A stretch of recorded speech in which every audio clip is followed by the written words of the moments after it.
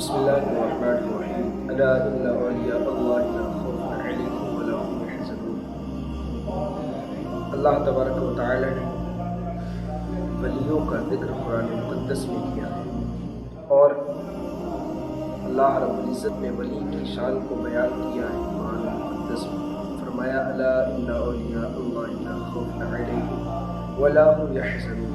اللہ فرماتا ہے کہ خبردار، بے شک اللہ کے ولیوں کو نہ کوئی خوف ہے نہ کوئی غم، یعنی کہ جو اللہ کے ولی ہوتے ہیں وہ کسی چیز سے نہیں ڈرا کرتے، کہ جو اللہ کے ولی ہوتے ہیں ان سے ہر ایک چیز ڈرا کرتی ہے۔ یہ مہینہ ربیع الآخر کا مہینہ ہے، جسے ہم اور آپ 11ویں شریف کے مہینے کے نام سے جانتے ہیں، اور اس مہینے کو نسبت ہے سرکار غوث پاک رضی اللہ تعالی عنہ سے۔ آپ ایک رمضان المبارک کو پیدا ہوئے 470 ہجری میں، اور آپ نے وصال پایا 11 ربیع الآخر 561 ہجری میں۔ آپ نے تقریباً 91 سال کی عمر مبارک پائی، اور آپ کا مزار مبارک بغداد شریف ہے۔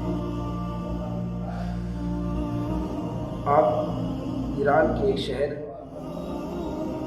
جیلان میں پیدا ہوئے، جس کو ہم آپ جیلان کہتے ہیں۔ آپ کے والد کا نام حضرت ابو صالح موسیٰ جنگی دوست ہے، اور آپ کی والدہ ماجدہ کا نام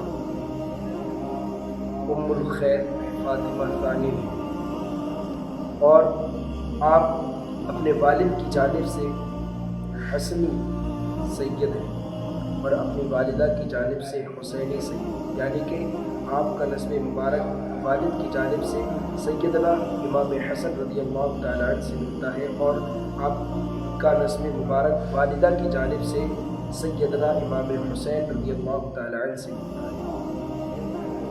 آپ بچپن ہی سے ولایت کے مرتبے پر فائز ہیں، اور تمام بزرگان دین کا اس بات پر اتفاق ہے کہ سیدنا امام غوث اعظم رضی اللہ تعالیٰ عنہ مدرسات بنے۔ جب آپ پیدا ہوئے تب ہی سے آپ نے رمضان المبارک کے روزوں کو رکھنا شروع کر دیا۔ آپ رمضان المبارک کے مہینے میں طلوع آفتاب سے لے کر کے غروب آفتاب تک دودھ نہیں پیا کرتے تھے، کبھی آپ نے دودھ ہی نہیں پیا، اور سادات میں اور پورے جیلان کے اندر یہ خبر پھیل چکی تھی کہ سادات خاندان میں ایک ایسا بچہ پیدا ہوا ہے جو رمضان المبارک کے روزے رکھتا ہے۔ ہمارے اور آپ کے غوث پاک کی کیا شان ہے۔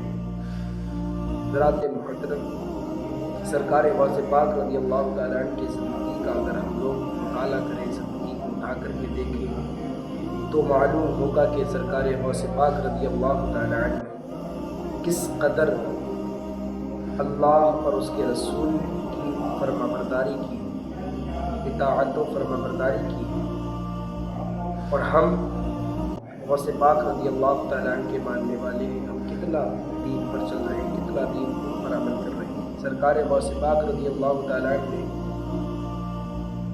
قرآن پاک کو حفظ کیا، اور آپ والدہ کی جب شکم میں تھے تب آپ نے 18 پارے حفظ کر لیے، 18 پارے آپ نے حفظ کر لیے۔ لیکن ہم سوچیں، ہم غوث پاک رضی اللہ تعالیٰ عنہ کے ماننے والے ہیں، ہم حفظ کی تو بہت دور بات ہے، قرآن مقدس کو پڑھتے تک نہیں۔ غوث پاک رضی اللہ تعالیٰ عنہ کو ولایت کا مرتبہ پتہ ہے کیسے مل گیا؟ غوث پاک رضی اللہ تعالیٰ عنہ سے پوچھنے والوں نے پوچھا کہ آپ کو کیسے پتہ چلا کہ آپ ولایت کے مرتبے پر فائز ہو چکے ہیں؟ تو سرکار غوث پاک رضی اللہ تعالیٰ عنہ فرماتے ہیں، جب میں علم دین حاصل کرنے کے لیے مکتب جاتا تھا تب فرشتے مجھے پیچھے پیچھے چلتے نظر آتے تھے، اور جب میں درسگاہ میں پہنچتا تھا تب ایک آواز آتی تھی، افسحوا لولی اللہ، آتی تھی کہ اللہ کے ولی کو بیٹھنے کی جگہ دو، اور یہ آواز تمام طلباء سنا کرتے تھے، میں نہیں اور لوگوں کو بھی آواز آیا کرتی۔ اور غوث پاک فرماتے ہیں کہ میں علم حاصل کرتا گیا، کرتا رہا یہاں تک کہ ولایت کے مرتبے پر فائز ہو گئے۔ تو اس سے پتہ چلتا ہے کہ علم دین کی اہمیت کیا ہے۔ اگر علم دین کو انسان سیکھے تو وہ ولایت کے مرتبے پر پہنچ سکتا ہے۔ اور ولی غوث پاک کی تو شان ہی نرالی ہے۔ غوث پاک رضی اللہ تعالیٰ نے جس پر کرم کی ایک نظر ڈالی اسے ولی کر دیا، چور کو بھی ولی کر دیا، اپنے وقت کا ابدال قطب بنا دیا۔ اس کا نام الشیخ عبدالقادر جیلانی ہے۔ ہم جس کے ماننے والے ہیں، ہم جس کی گیارہویں کرتے ہیں، اس کا نام الشیخ عبدالقادر جیلانی ہے۔ نام مبارک آپ کا جو ہے حضرت الشیخ عبدالقادر جیلانی، اور سرکار غوث پاک رضی اللہ تعالیٰ عنہ بڑے ہی متقی و پرہیزگار تھے اپنے وقت کے۔